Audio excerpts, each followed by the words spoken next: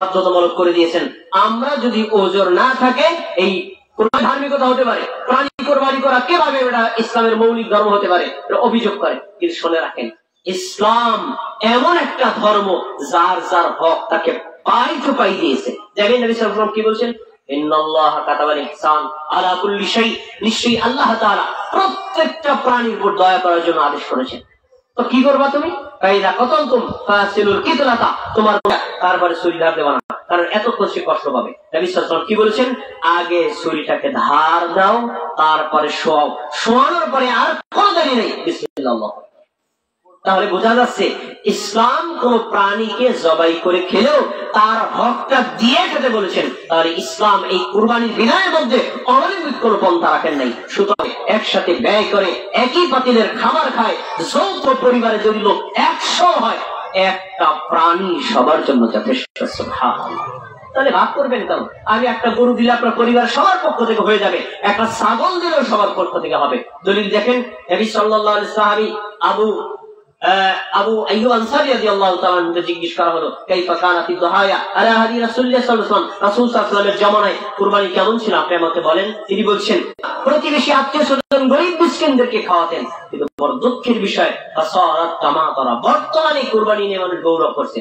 আমি দিছি ধরেন 1 লাখ টাকা দিয়ে, আমার এই ভাই দিলেন 5 লাখ টাকা দিয়ে। তিনি বলছেন যে আপনার কোরবানি তো আমার কাছে কিছুই না, আমারটা 4 লাখ টাকা বেশি। আরে ভাই, টাকা বেশি এটা কোনো বিষয় না, মূল বিষয় আপনার ইনকামটা হালাল কিনা, মূল বিষয় আপনি আল্লাহর সন্তুষ্টির জন্য দিয়েছেন কিনা। যদি আল্লাহর সন্তুষ্টির জন্য দেন আর টাকাটা হালাল হয়, কবুল করার মালিক কে?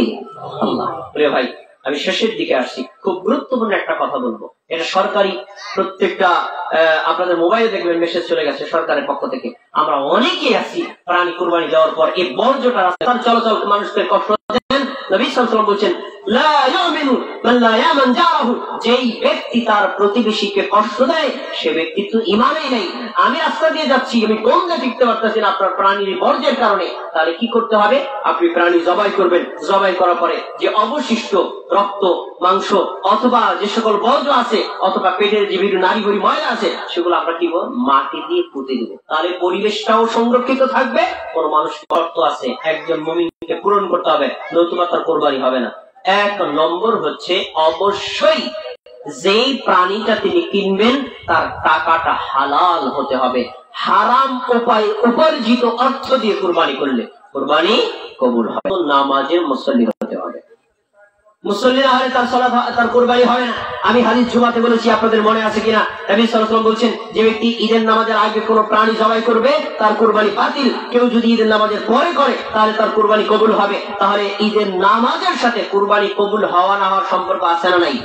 আরে ভাই, ঈদের নামাজের সাথে যদি সম্পর্ক থাকে, 5 ওয়াক্ত নামাজের সাথে সম্পর্ক আরো বেশি। তাই বেনামাজি ব্যক্তির ইন্নামা ইয়াতাকাব্বালুল্লাহু মিনাল মুত্তাকিন, আল্লাহ কেবল যারা আল্লাহকে ভয় করে তাদের কুরবানি কবুল করে। তাহলে কুরবানি কবুল হওয়ার জন্য কি শর্ত? মুত্তাকি হওয়া শর্ত, আল্লাহ ভয় থাকা শর্ত। আমরা এই ভয় শর্তগুলোর সাপেক্ষে আমরা সকলে কবুল করো। তাসাদদাকু, বেশি বেশি দান করো। তাসাদদাকু, বেশি বেশি দান করো। নবী সাল্লাল্লাহু আলাইহি ওয়াসাল্লাম আরো বলছেন, হে নারী সমাজ, বেশি বেশি দান করো। ফাইন্নী উরিতুকুম আকসারা আহলিন নার, আমাকে দেখানো হয়েছে জাহান্নামে অধিকাংশই নারী। নারী বললেন, আল্লাহর নবী কেন, আমরা কেন বেশি জাহান্নামে? তিনি বললেন 2টা কারণে। 1 নম্বর, তোমরা যে বেশি বেশি অভিশাপ করো। 2 নম্বর, তোমরা স্বামীর অকৃতজ্ঞতা প্রকাশ করো, বেশি বেশি দান করো। নবী এই কথা শুনে পুরুষের চাইতে ঈদের দিন নারীরা বেশি হতে পারেন না কি পারেন না? আমরা আজকে বেশি বেশি দান করব। প্রিয় ভাইরা, সকলে দানে শরীক থাকেন। আমি সবার সাথে দোয়া করছি, আপনারা দোয়ায় সবাই আমিন আমিন বলবেন। আল্লাহ, আজকে আমরা কষ্ট করে সালাত আদায় করলাম, আমাদের সালাতকে কবুল করে নিন। আল্লাহ, আপনি আমাদের এই কুরবানিকে কবুল করে নিন, আমাদের এই আজকের খুতবাকে কবুল করে নিন। রব্বুল আলামিন, আপনি আমাদের সবাইকে মুমিন মুসলমান হিসেবে কবুল করে নিন। আমাদের ফরজ, ওয়াজিব, সুন্নাত, মুস্তাহাবকে উদ্ধার করুন।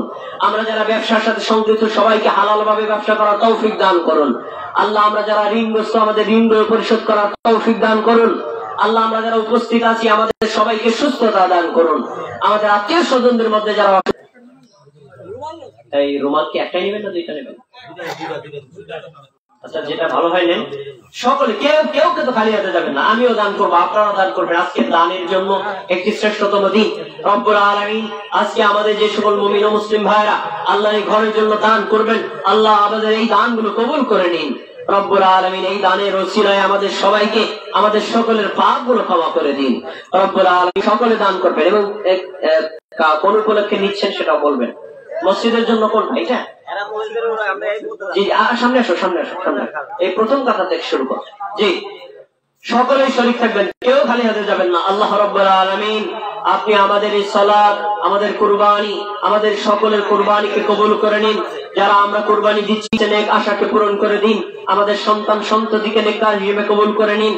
আমাদের ভবিষ্যৎ প্রজন্মকে নেককার হিসেবে কবুল করে নিন। তাদের সবাইকে মুত্তাকি হিসেবে কবুল করে নিন।